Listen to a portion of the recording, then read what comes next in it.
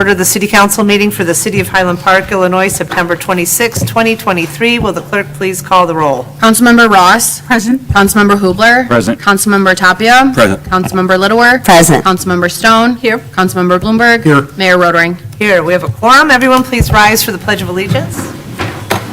I pledge allegiance to the flag of the United States of America and to the republic for which it stands, one nation, under God, indivisible, with liberty and justice for all. We will not have approval of the minutes this evening. We will continue on to approval of the warrant list. I'm seeking a motion to approve the warrant list. So moved. Second. Any comments or questions? Hearing none, will the clerk please call the vote? Councilmember Ross. Aye. Councilmember Hubler. Aye. Councilmember Tapia. Aye. Councilmember Littlewer. Aye. Councilmember Stone. Aye. Councilmember Bloomberg. Aye. Mayor Rotering. Aye, 7 ayes, no nays. The warrant list is approved. We'll now move to the report of the mayor. I have no appointments this evening. I do have one proclamation this evening. October is National Domestic Violence Awareness Month. Domestic violence impacts people of all races, genders, and ages. And it's important that we as a community do all that we can to reduce the stigma surrounding domestic violence. I have a proclamation that I will now read. Whereas domestic violence is a pattern of control in an intimate relationship where one person uses coercion and violence to gain power and control over his or her partner, and whereas domestic violence is a serious crime that affects people of all races, ages, genders, and income levels, Highland Park residents are not immune. And whereas, according to the Center for Disease Control, nearly 1 in 4 women and 1 in 7 men will be a victim of domestic abuse at some point during their lifetime. And whereas too often children who grow up in violent homes have lifelong repercussions from the emotional and physical trauma of experiencing or witnessing domestic violence. And whereas domestic violence costs the nation billions of dollars annually in medical expenses, police and court costs, shelters, foster care, sick leave, absenteeism, and non-productivity. And whereas a coordinated community effort will put a stop to this crime, and whereas it is important to recognize the subtle signs of domestic abuse, how to support someone in an abusive relationship, and find out where to get help if needed. And whereas Domestic Violence Awareness Month provides an opportunity for residents to learn more about preventing domestic violence and to show support for the numerous organizations and individuals who provide critical advocacy services and assistance to victims. And whereas Domestic Violence Awareness Month is represented by the color purple, like the Purple Heart Medal, the color is meant to be a symbol of peace, courage, survival, honor, and dedication to ending violence. Now therefore, I, Nancy Rotering, Mayor of the City of Highland Park, do hereby proclaim October as Domestic Violence Awareness Month and urge residents to wear purple and to work together to eliminate domestic violence from our community. And we're fortunate this evening to have a number of service providers joining us, representing several organizations serving community members experiencing domestic violence. From the City of Highland Park, I'd like to recognize Kelly Kavanaugh. Kelly, are you here? Thank you, Kelly. Police Department Social Worker. Michelle Coso, Victim Liaison. And Rachel Trebaras. Thank you for joining us, Rachel, Social Services Specialist at the Senior Center. In her capacity at the Police Department, Police Social Worker Kavanaugh provides many support services to community members and crime victims and liaises with the Lake County Court System to assist with orders of protection, counseling, and other needs. Based at City Hall, Victim Liaison COSO provides short-term counseling sessions and resource navigation assistance to individuals directly impacted by the Highland Park shooting. At the Highland Park Senior Center, Social Services Specialist Trebaras offers support services to Senior Center members and coordinates support groups and related programming. Thank you all for the important work that you are doing and the essential care that you are providing to our community. It's my pleasure to introduce a number of professionals from partner agencies who are with us this evening to share how their organizations are working to assist community members experiencing domestic violence. First, I will introduce Rebecca Weininger, Director of Domestic Violence Law Practice at the North Suburban Legal Aid Clinic. Welcome, Rebecca. Thank you so much for having me. Please forgive my 3-year-old who is here to give some social commentary on the evening. Always welcome. Thank you, I appreciate it. Thank you so much, Mayor Rotering, our founding member of our clinic. Without you, we wouldn't be able to do what we do. I look up to you every day, and our clinic is endlessly grateful for who you are and everything that you give to the city and to our clinic. Thank you, council members, for your commitment. Thank you, Manager Newkirk, for being everything that you are endlessly to this city and to our clinic. I am so grateful that you invited me and included me tonight, and thank you, city, my people, with whom I walk, with whom I work, and on whom I rely, and on whom this clinic relies every day. I'm Rebecca Weininger. I'm the director of the Domestic Violence Law Practice for the North Suburban Legal Aid Clinic right here in Highland Park. We provide free legal representation in the areas of domestic violence, immigration, and housing. And we are so grateful for our partnership with the City of Highland Park to provide services to survivors of domestic violence. This year, for Domestic Violence Awareness Month, and for the year that follows, I ask that we work harder to see each other. We are all carrying something that perhaps rises to the level of trauma. More and more of us have survived a mass shooting or another threat against our safety or the safety of our children. All of us are living with personal stress, and people you know, even if they have not told you, are right now surviving domestic violence. The incident rates are too high to assume that you don't know a survivor. And for those survivors, there is no peace. There is nowhere they can go for sanctuary or relief. Their relationship with their abuser, their intimate partner, their parent, their roommate or classmate, someone who is supposed to care for them and even protect them, makes them feel small, unloved, and unsafe. They don't get a break from that abuse, which is sometimes a drip, drip, drip, slow burn, and sometimes life-threatening. And when domestic violence becomes life-taking, the entire community becomes survivors. Domestic violence-related homicides are up 46% since the beginning of the pandemic in Illinois, and orders of protection are up over 55%. We are all affected, even if we are a town or a village or even farther away. Well, that was predictable. So let's see each other. Let's connect more. Let's understand our common humanity in carrying weights that we can't see but that we recognize, and choose to make our personal and thereby collective burdens lighter. Come here, baby. We are all carrying something, and the survivors we serve, the survivors of domestic violence, are surviving all the time. In the most, this is what I do every day, in the most sacred of spaces. And they need us to start nearly by seeing them.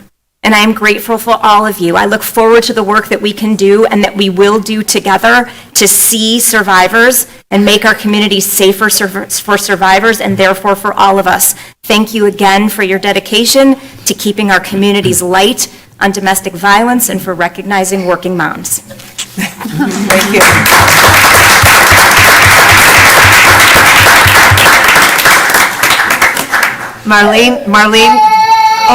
Marlene Copeland, Executive Director of Shalva. I have no children with me. Thank you for having me here. My name is Marlene Copeland, and I am the Executive Director of Shalva, an Illinois domestic violence agency serving the Jewish community here in Highland Park and the Chicagoland at large for almost 40 years. Thank you for inviting me here today and for your official recognition of October as Domestic Violence Awareness Month. In Hebrew, Shalva means tranquility. It's Shalva's mission to ensure that everyone in an intimate partner relationship feels tranquil, safe, and secure. It's also our goal to build a community that is educated about domestic abuse so that when it does happen, it's recognized and people know what to do. Domestic abuse doesn't happen to other people. It happens in our community. No matter the size of someone's home, the car they drive, the job they have, or how long they've been in a relationship, domestic abuse can impact anyone. The statistics in the Jewish community are the same as the community at large. The largest group of survivors are women aged 18 to 24. And for the record, about 5.5% of the clients at Shalva come from Highland Park directly. Abuse happens in many forms: physical, emotional, financial, technological, and even spiritual. The frequency and severity can vary dramatically, but the one constant component is the systematic pattern of power and control for the sole purpose of manipulating an intimate partner. Shalva offers culturally sensitive, trauma-informed individual and group counseling for as long as the survivor needs it, and all of our services are free. Our counseling sessions are done in person and virtually. Our clients are 18 years or older, self-identify as female, and self-identify as Jewish, anywhere along the spectrum of observance, or are in partnership with someone who is Jewish. We also serve people who are concerned for survivors, parents, friends, and colleagues. Clients who receive counseling may also receive assistance navigating the legal system and even receive some financial aid. Shalva, however, does not run a shelter. Our community education and outreach programs are just as important as our direct services. These programs include training for law enforcement professionals, medical students, and practitioners, staff at other social service agencies. We provide seminars for lawyers and judges who are practicing family law, and of course, there's outreach to the Jewish community directly. We also have extensive resources online for survivors as well as family and friends who need to learn what to do to help someone they suspect might be a victim of abuse. One of Shalva's guiding principles is the belief that domestic violence is a community issue.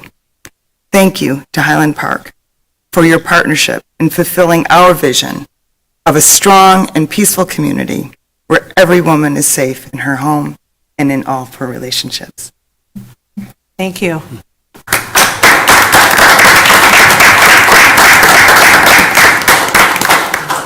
Cindy Wolfson and Barbara Dollinger from National Council of Jewish Women, NCJW.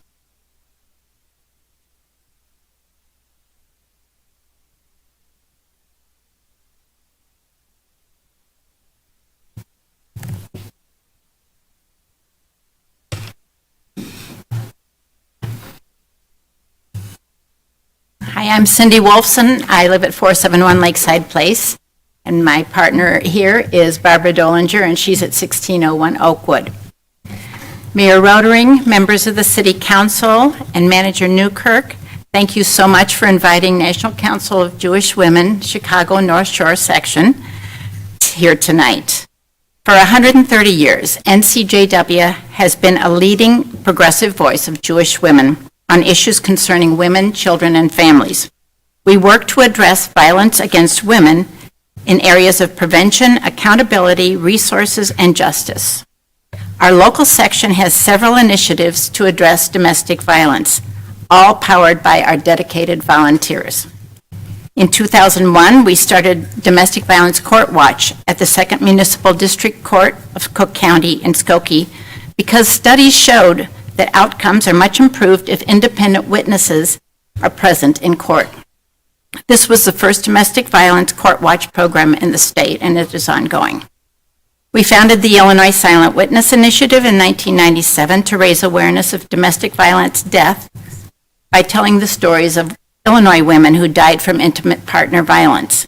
This exhibit is used by churches, schools, police departments, and it's going to spend time in October at City Hall, and also another of our exhibits of silent witnesses will be at the Lake County State's Attorney's DV Division. Luggage for Freedom began 20 years ago to provide personal items and linens for domestic violence victims who had to leave home for a shelter with nothing but the clothes they were wearing. We help ensure a sense of dignity by delivering suitcases with necessities and household goods for women transitioning out of shelters. Backpacks with books, toys, and blankets for the children are also provided. And for 20 years, we have delivered our Mother's Day baskets to women in domestic violence shelters in the Chicago area. These happy bags are filled with personal products and gifts, many of which are collected during Highland Park's Martin Luther King Day of Service. We are fortunate indeed to live in a community that understands the needs of those experiencing domestic violence and works to provide help such as your advocates and your social workers, and the North Suburban Legal Aid Clinic. NCJW is proud to be a part of the network of resources in Highland Park. Thank you. Thank you.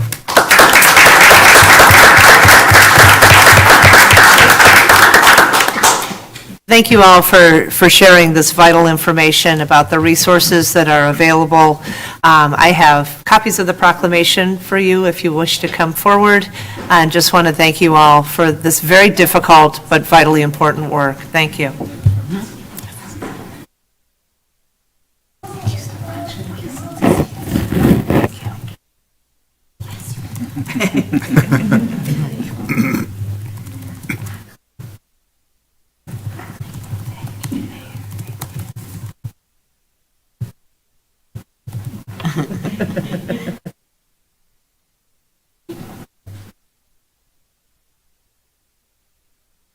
It's going to have to share. Appreciate it. Thank you. So good to see you. Thank you. Thank you. Again, thank you all. Continuing on with our agenda, the next item is business from the council. Is there any business from the council? Hearing none, we will continue on to business from city staff. I know we'll be talking about the snow and ice control plan and the October meeting schedule, and I do have a question regarding the snow and ice plan, but I will let you proceed and then ask my question when you're done. Great. Thank you. Mayor. So as noted, we have a number of items on the omnibus agenda, one of which is our snow and ice control manual. So this plan we review every year. It's presented for your consideration. We also share information about various aspects of the plan on all the city's communication modalities. This is just a snapshot of all the different sections that are within the approximate 50-page document. So encourage the public to take a look at it if they'd like to see it in totality. But again, we will certainly be communicating important components about that plan on a regular basis. This is just a couple of highlights. So one, we do have the no parking restriction from 2 to 6 a.m. for the time periods listed. This is very important, so our public works staff at all hours of the day, and particularly in this time period, can operate the snow and ice control procedures most efficiently as well as in a safe manner. Generally, for our operations, we conduct the main thoroughfares within our jurisdiction first, and then we go into the smaller, the side streets, the residential streets, if you will. The plan sets forth various time parameters that we established as a goal to get those routes completed. And we do monitor and regularly check on the progress of all of our staff, but certainly depending on the winter conditions that we have, and if the snow is continuing to fall, that's where people may see a plow truck had just come through and then snow, continues there. So they go through their routes accordingly and as efficiently as possible. We do make certain areas priority areas that are done with either hand shoveling or addressed first. So the metro lots, all the public facilities, the school routes, for example, are considered high priority areas. And again, for example, all sidewalks leading to schools, we strive to get those done before 7 a.m. on school days. The sidewalks in the downtown district, as well as the Ravinia Business District, are hand shoveled, and that time period is by 8 a.m. each morning. And then consistent with past years, when there's snowfalls greater than 4 inches, we will be doing all the sidewalks in the community. So again, 130 miles of sidewalks. So we do ask for everyone's patience, but very important as it relates to the sidewalks, those are done after the streets are done. And this year, we'll be continuing to use in-house staff versus contract service for increased efficiency and quality control. And again, the sidewalks are done after the streets are done, and we will certainly get those done. The other component of the plan also sets forth our partnerships with Moraine Township, School District 112, 113, the Park District, and the City of Highwood, where we sell them salt to use for their respective operations. But that's one of the intergovernmental agreements that we have in place that has served us well, as well as our partner agencies. And then highlighted that last bullet point, we do encourage the public to sign up for our e-news. We provide regular information each week, sometimes several times a week, about important information. And that's really kind of our primary mode of communication to share with the public important components about this plan, especially during winter conditions. I do want to recognize Ron Bannon, our Director of Public Works, who is here this evening. So he's the department director that is responsible for carrying out this plan. So he works day and night, especially all winter season. And we're in close coordination just to ensure that it operates most effectively. Happy to answer any questions you may have. So my question is reflective of a comment that we got from a local business owner, local property owner, and that was that at times it seems that snow is left in parking spaces in the central business district.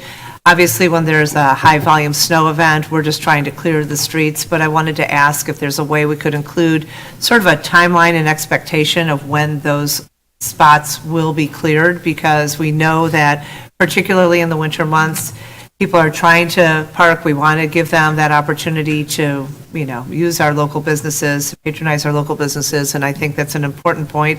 I know last year there were spaces that were unusable for almost the duration of the winter, and I think that's problematic. Yeah, and that's a good point. And so what we do is we do communicate with all property owners and business owners when we are hauling the snow out of the business district. What's very important is after every snowfall, we don't haul snow out of the district. We don't have enough manpower to do so, and that work all happens overnight. And so our crews are already working significant shifts. And so there are certain locations where we will plow snow into, and then based on accumulation, then we establish certain time periods where we do, in the evening hours, we will haul snow out of the district. And again, we will communicate that to the public. Now, very important is a combination of the hand shoveling. So we're making sure that the sidewalks are all accessible, and then we will clear areas out throughout the district, so there's pedestrian access from on-street parking onto the sidewalk to all the businesses. Anything else, Director Bannon, you want to highlight? Okay. I saw all of your hands are up, and anybody over here? Quiet on my right side. Okay, so first, Councilmember Tapia, then Ross, and then Stone. Yeah, actually, to piggyback on your point, Mayor, I heard your answer about the schedule. But even when that happens, there seems to be sometimes a carelessness, apparent carelessness, where there was plenty of room to move the snow to a place where there weren't parking spots, and they're free from snow, and there's snow in the parking spots. So, I don't know if there's some way in the guidebook to indicate that the freeing up of parking spots should be a key priority, and to be mindful of really using whatever available non-parking space there is to put the snow that cannot be removed right away. Yeah, we can certainly take a look at that, and then we do have supervisors go through and just review the work, that our staff is doing. And certainly if you see something on site, then just definitely let us know, and then we can address it. There are some areas, what's most important is we want to make sure that there's sufficient pedestrian access along the sidewalk. So I definitely understand the concern. We want to maximize the parking spaces, but the parking spaces are generally the best location to put snow. If we put snow, for example, not at the parking space, but on the corner, now we're creating line of sight challenges, public safety concerns with vehicles turning around the corner. So that's why generally those parking spaces are ideal, but we don't want to stretch across 3 parking spaces, and that's where we'll monitor the accumulation of snow, and that's when we'll do an evening hauling to get the snow out. And so I think that's the point that we're trying to make, is we understand, in the immediacy of the moment, there's a desire to kind of clear and also keep those sight lines, but not to have piles of snow occupying parking spaces for months on end. I think that's where. Yeah, it's definitely not months. Yeah, it's definitely not months on end, but Ron, you know what we'll we can do? touch. We can follow up. Yeah, absolutely. We'll make a concerted effort to improve on that. I think City Manager Newkirk spelled it out perfectly the way we have to handle it. So because those same crews are working, it's difficult to then run the snow haul at night, and it is something that's done at night because it's so busy during the day. It's not safe to get the equipment in. So it is a little bit of an orchestrated dance because we're doing the sidewalks, hand shoveling, and then clearing streets, and then getting them open, putting our cut-ins so people can safely access the sidewalks. Right. And then we plan for our snow hauls at night or our cleanup. So, but But, loud and clear, we'll make sure that that's an improved situation this Appreciate it. winter season. Thank you. Councilmember Ross? Thank you, Mayor. I had 3 questions, and I did appreciate the thoroughness of the report, a lot of detail about plowing. My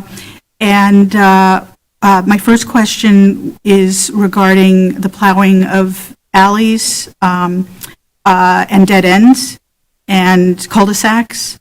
Where are you leaving the snow, for when you plow those? My second question is, maybe this was already answered in the packet. I know that there's something like 4,000 or 5,000 tons stored, and then you get down to 500 tons. And what do you do if we run out of salt? Where are you going for that? And my last question is training. There seem to be several layers of teams, which is great, backup and backup and backup. And is everybody, it sounds like everybody will be on call for this. Is everybody trained in how to do this? They are. I mean, the newer staff doesn't have the experience that some of the older staff does, but everybody is trained. No one is out there without being trained. So, our maintenance workers are, we break them into 2 shifts generally, but we have provisions which are included in the plan that if we had to, we do a 10-truck route, so we break the city into 10 routes for the traditional plowing. We have an 8-truck route version of that. We have larger versions as well, so if we were in a pinch or had a continuous snow and we had to go down, we have provisions to adjust that plan. Everybody's trained. Everybody's trained.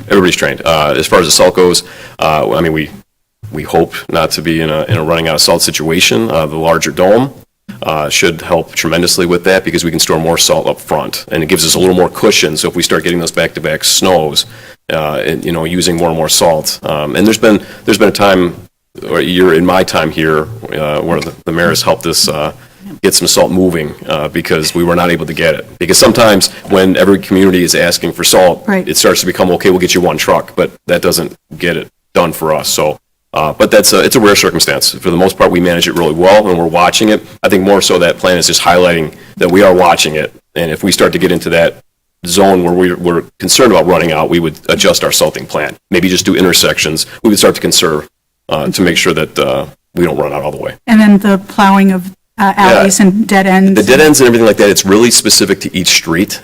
In some cases, there's a nice natural area where the snow can easily fit. Sometimes there's not. Sometimes in the cul-de-sacs, the center ends up being the main area where it's pushed.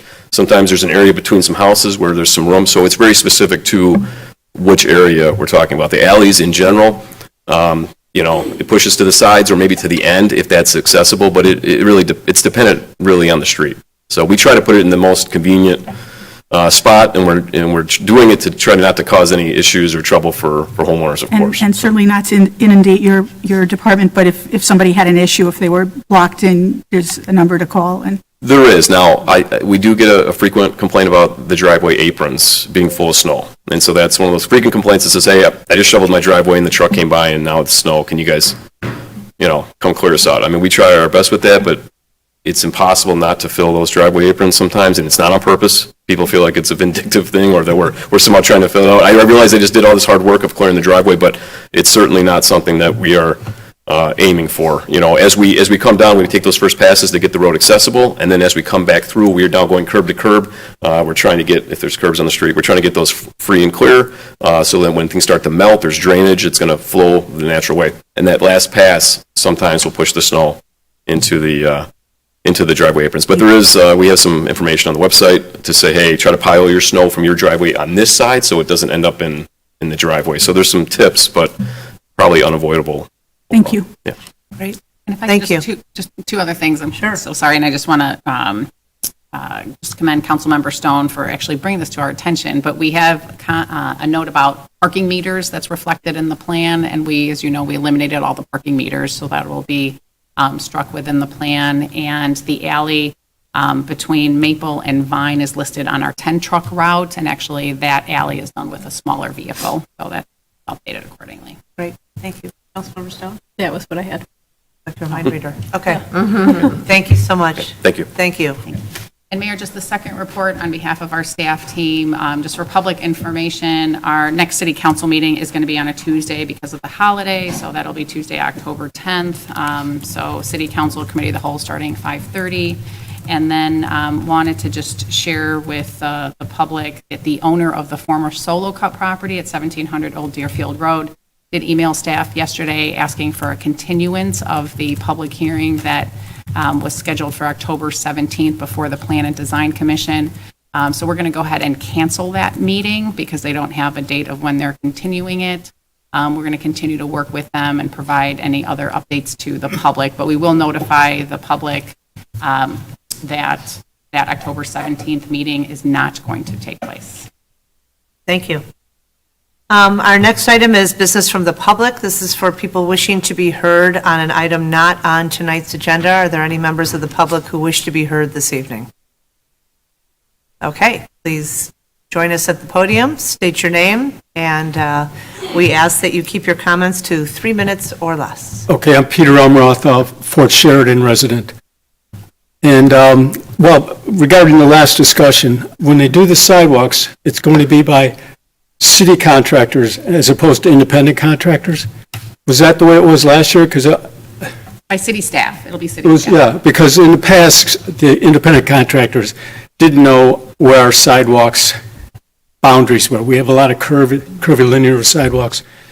And I'd like to request, if someone's already shoveled their snow, but not to the complete length of or width of the sidewalk, if they would, if the plow would just go over it without the plow down, because plow always leaves a residue, so you have to do it again if you've already shoveled it once. So, but I was just coming, I was wondering, the permit parking that we've applied for, what's the status of that? And I'd like to just say we're very eager to get that. City manager? Yes, thank you for coming this evening. So as a follow-up to the last city council meeting, our staff, we did follow up with our neighboring communities, Highwood, Lake Forest. We also reached out to Metra and the Lake County Forest Preserve District to talk to them about signage for overflow parking in the Metro lots. Also to explore with the Forest Preserve District their plans or requests to consider enhanced or additional parking on site to accommodate guests of their property. So we are waiting we're going to get a formal response from the Lake County Forest Preserve District. Our neighboring communities did express support for overflow parking in their jurisdictions.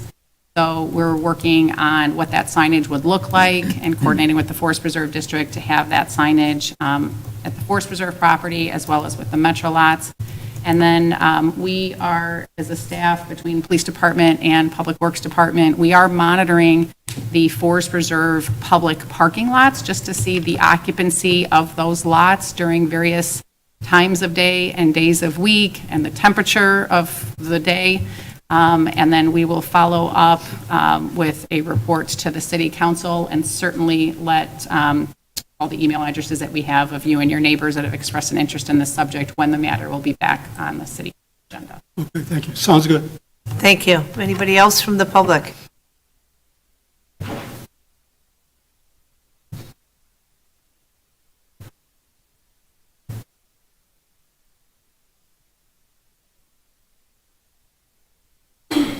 Good evening, Mayor Rotering and council members and Manager Newkirk. My name is Nick Shalmo. I am a proud Highland Park resident and a senior at Loyola. I've lived in the Highlands neighborhood my entire life, and I attended both Oak Terrace and Northwood. I am an interested citizen, but I'm also here because of my honors political science class. As my teacher encourages his students to attend a local city council meeting to learn more about how the work of the city is done and how it directly affects me. To prepare for this meeting, I took careful consideration of the snow and ice control plan, and I appreciate the level of detail that is associated with developing a comprehensive plan to care for the streets, the parking lots, and the sidewalks throughout HP. As I was reading the recommended plan, I paid careful consideration to the section that deals with sidewalks. I reflected on my experiences walking to school to Northwood, and I would notice either that the sidewalks that had been paid, I'm not sure if at this time it was by still the contractors or the city staff, but I noticed that they had always left, a sheet of ice from the I don't know, diggers or the machines that would come over and leave the flattened sheet of ice, or that they had torn up some of the residents' lawns. So my question is similar to what Peter had, but I'm curious if and how the process with the contractors, or without the contractors, with the city staff will try to consider not leaving the sheets of ice, either if it's with salting or going over second times, and also try and minimize the damage to adjacent resident lawns. Great question. So Director Bannon, do you want to take these?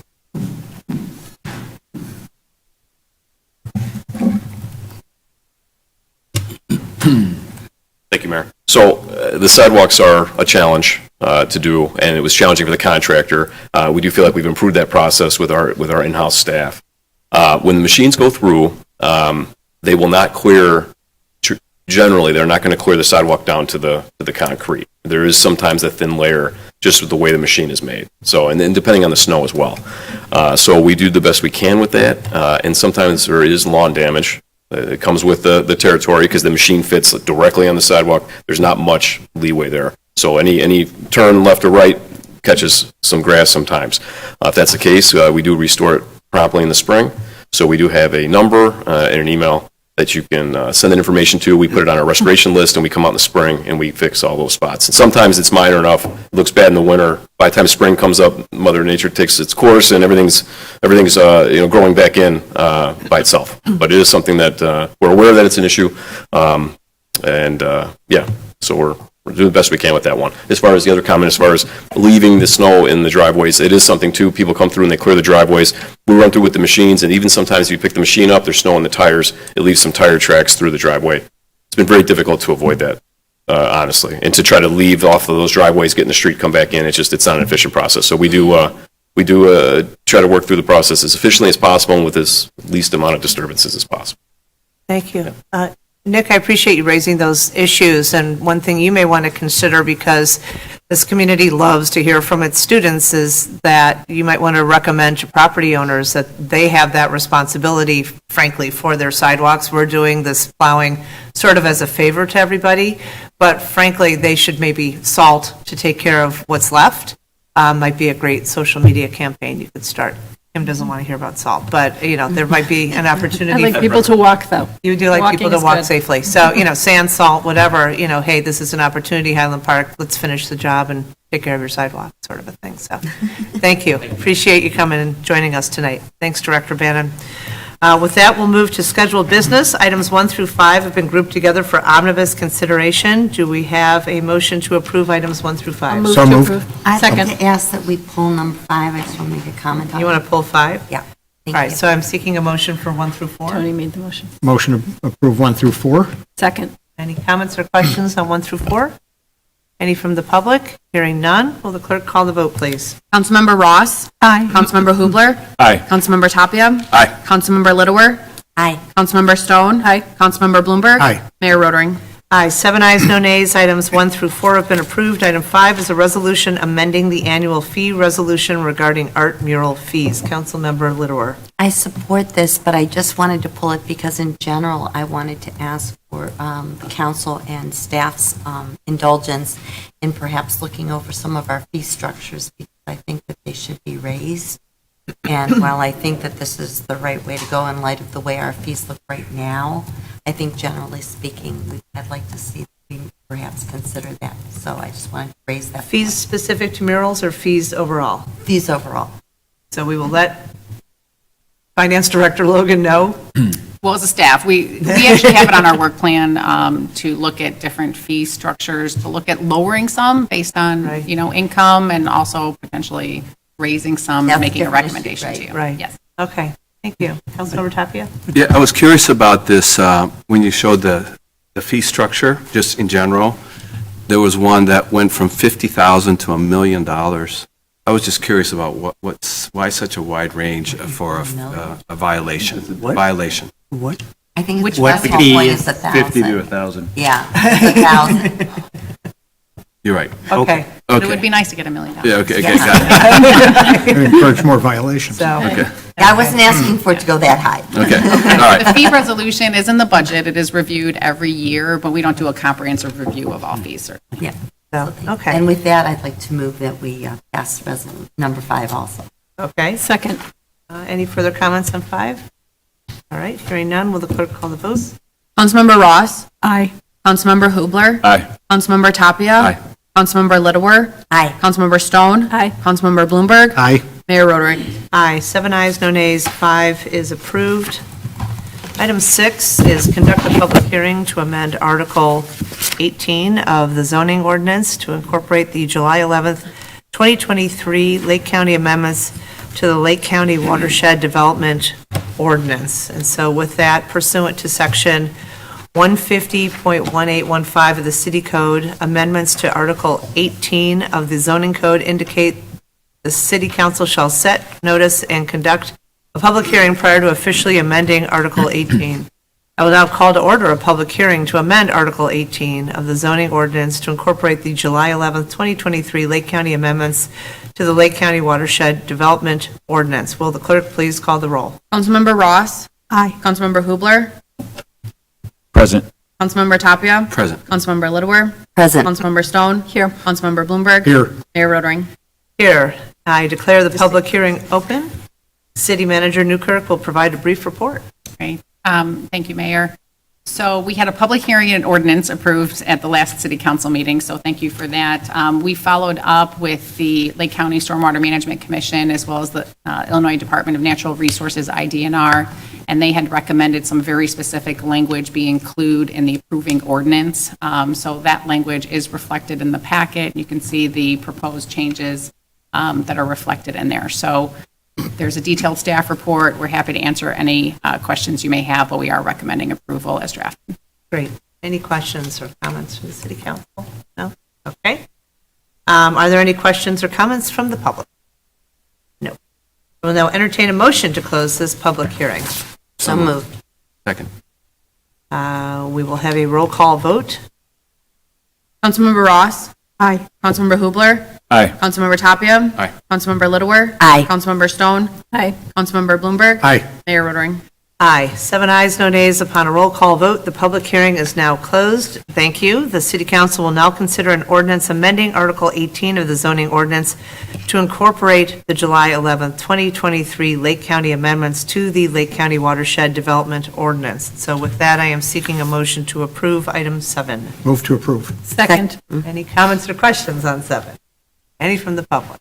Hearing none. Will the clerk please call the vote? Councilmember Ross. Aye. Councilmember Hubler. Aye. Councilmember Tapia. Aye. Councilmember Littlewer. Aye. Councilmember Stone. Aye. Councilmember Bloomberg. Aye. Mayor Rotary. Aye. 7 ayes, no nays. Item 7 is approved. And with that, I am seeking a motion to adjourn this meeting. So moved. Second. All those in favor say aye. Aye.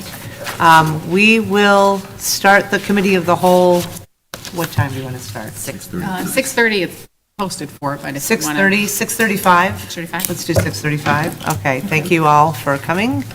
We will see you in the next room over at 6:35.